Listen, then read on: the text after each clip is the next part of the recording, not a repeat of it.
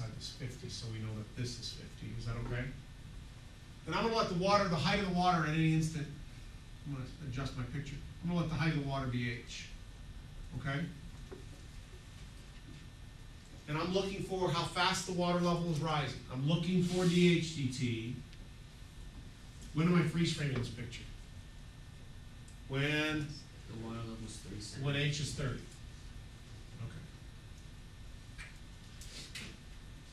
The triangular trough problem we did yesterday, we used similar triangles, but we kind of alluded to the fact that similar triangles don't work here, do they? At least not directly.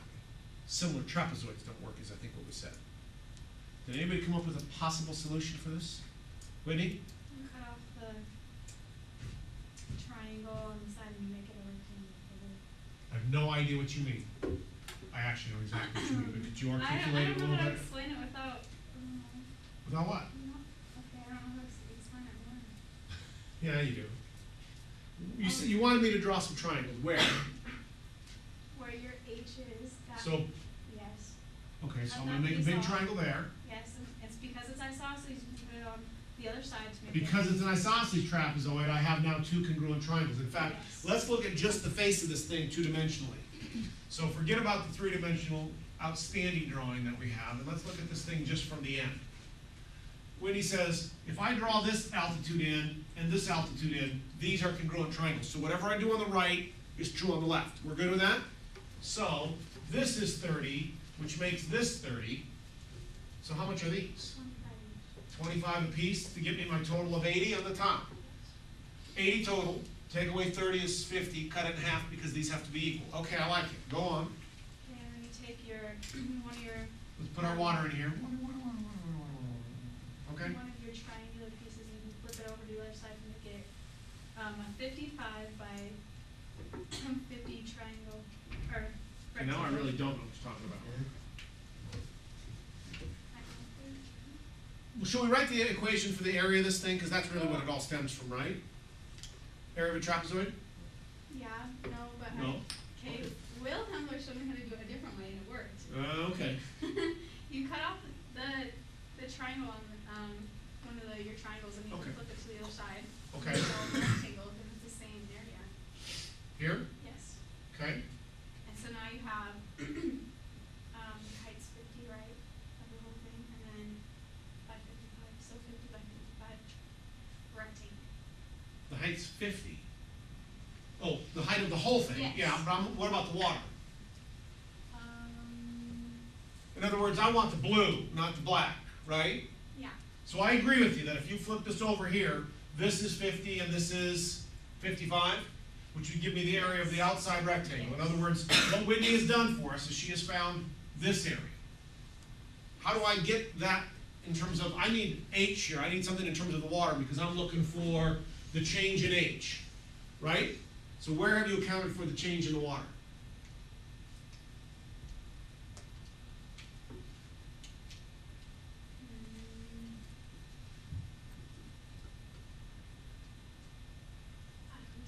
Yeah, I'm not sure either, and I'm not saying yours didn't work, but I don't visualize it that way. So I'm gonna look at it this way. What I'm gonna do is I'm gonna call this distance x, which makes this distance x. What's this distance? It's 30, right? Isn't it 30 like it is on the top and the bottom? That's 30. So the water at any given minute, at any given instant, the water is 30 plus 2x across. You agree? Okay. This is my H. That's the height of the water at any given instant. Okay. So I should be able to write similar triangles because this triangle is similar to this triangle. And that'll allow me to get H and X in terms of each other. But I need to write the area of this trapezoidal base. And that's where I struggle with the rectangle. I'm not sure how you accounted for the water, but I'm not saying it's not possible. I just don't see it that way. Yeah. I know to find the volume of the trough, it's going to be the area of the base. How do you find the area of a trapezoid? MJ, do you remember? Isn't it, like, I want to say it's smaller base times height, but that's not right. It would be, Anybody know off the top of their head the volume of, or the area of a trapezoid besides Greg? Who? 1/2 the height times the quantity of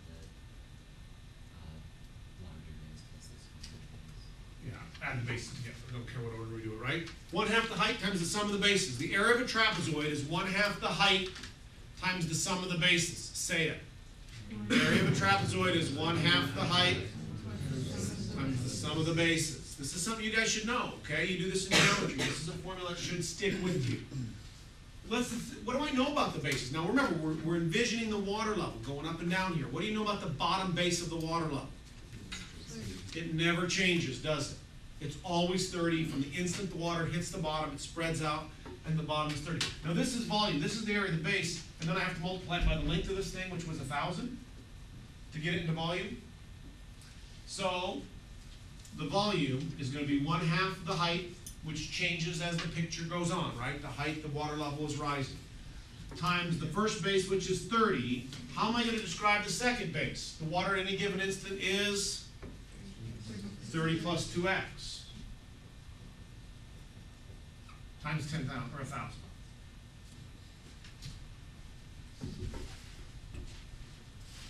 Wes, what's wrong with that?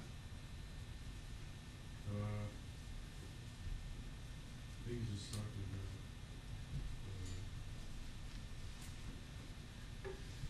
about, you have two variables. I have two variables, which sometimes is okay, but since nowhere in my instructions, since x is my made-up variable, nowhere do they refer to x being this distance, I'm not going to be able to use x in this problem, am I? I need to get it in terms of h. And that's where my similar triangles here are going to come into play. I know 25 is to x as 50 is to h.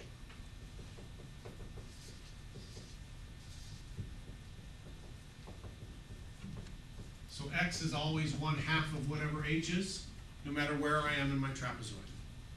So I'm going to put that in here. I'm going to clean this up. 1,000 times 1/2 h is 500 h. Times 60 plus 2 times x. And what did we say x was? It's 1/2 of h. The 2's are going to cancel. And I get a volume statement. V is equal to 500h times 60 plus h. Distribute, volume is equal to, is it 30,000 h plus 500h squared? You backing me up on the 30,000? 30, yeah, that's 3,000 with an extra 0, 30,000, yeah? Now I've got it in terms of a single variable. From here it's pretty straightforward, isn't it? Take the derivative with respect to time, find the pieces I'm missing, go on, plug them in. Gretchen, help me out. What's the derivative with respect to time here? dv dt, 30,000.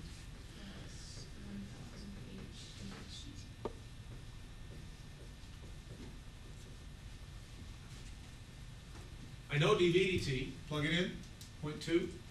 I'm going to run out of space, I'm going to bring that over here. dv dt is 0.2 equals 30,000 plus 1,000 h, when we were doing it, when h was 30 centimeters, times dh dt. Oh, I'm looking for dh dt.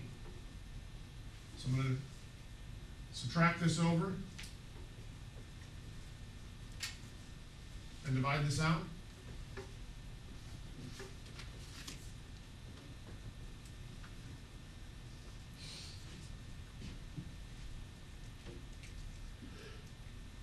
What do we get?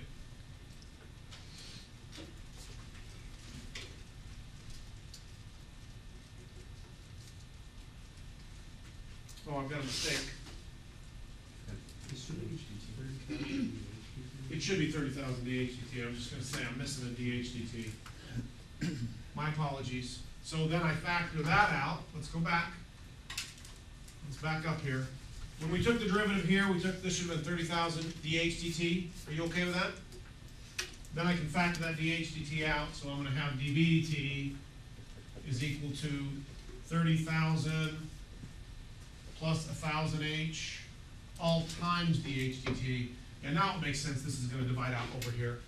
0.2 divided by 30,000 plus 1,000 times h, which was 30. That's my dHdt. So dHdt, what's that work out as a decimal? I think I had 0.000003. Yes or no?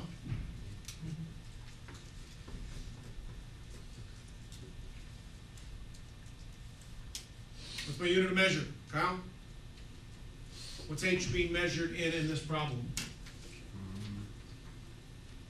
Meters per minute. What's that? Centimeters per minute. Centimeters per minute. We'll call that one hard. Right? That's a fairly challenging problem, and certainly you're going to stand a better chance of doing a problem like that having seen it once, right? Are there any others on that worksheet we ought to talk about together?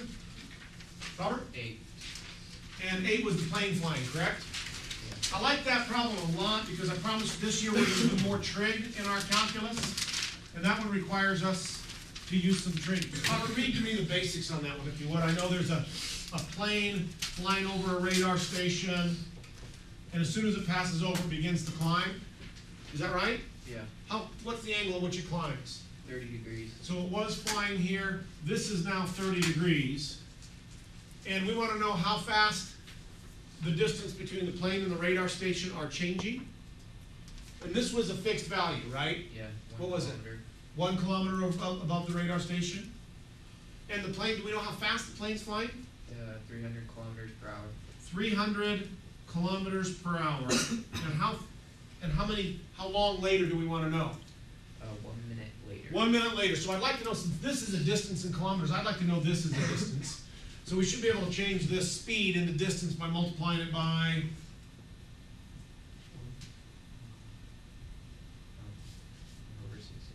yeah, we're going to say 1 hour is 60 minutes. So it should go 5 kilometers in that 1 minute. Are you guys okay with that? So this is 5 kilometers. And I want to know how fast the distance between them is changing. Oh, by the way, do I want to put 5 there? I don't yet, do I? This changes as the movie progresses, right? As the plane changes. This fixed. This changes. I'm using a P here for plane and a D here for distance between them. Are we okay with this? So the big thing on this one, Robert, is how do you connect these 3 variables? With trig. With trig. Do you happen to remember what trig allows me to do that? I know this angle right here, right? Oh, yeah. 120? How did you, by raise of hands, does anybody remember from trig how you dealt with triangles that weren't right triangles? Where they were, in this case, obtuse or acute? Yes? Angle, side, and side. Yeah, what was that? I don't know what they were called. Yeah, that's what I want. Those things. Because angle, side could go all the way back to geometry or how to prove two triangles are congruent. I know you know what you're talking about. The law of sine. The law of sines and the law of cosines. Do you guys remember talking about the law of sines and the law of cosines? Those are the strategies. In other words, almost always, when you think back to trig, you remember the sine ratio and the cosine ratio and the tangent ratio, and those are the ways we solve right triangles. But solving non-right triangles, we have to use the law of sines and the law of cosines. And in this particular one, I'm going to use the law of cosines. I'm going to have sine, angle, sine, which was the law of cosines. And you had to, I don't know if it gave it to you in the problem or not, did it? Okay? Anyway, the law of cosines looks something like this. The opposite side squared is equal to the 2 adjacent sides squared minus 2 times the adjacent sides times the cosine of the angle between them. And notice, the angle between them doesn't change, does it? I think we wrote it this way.